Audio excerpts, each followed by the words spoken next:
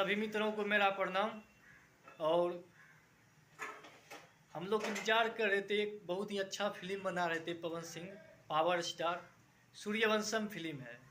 और आप लोग ये फिल्म ज़रूर देखिए।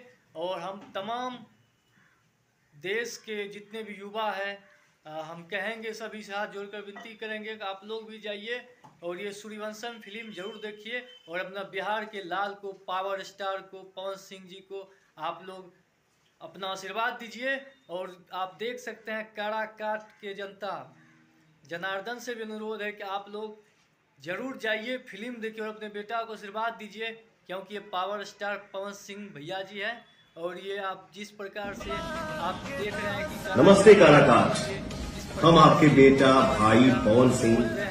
हमारा बहुत ही बढ़िया सिनेमा सूर्यवंशम 30 अगस्त से आपके अपने काराकाट डी लाइट सिनेमा में लागत है। तो आप सब फिल्म के देखी जाए और अपने भाई के आशीर्वाद दीजिए।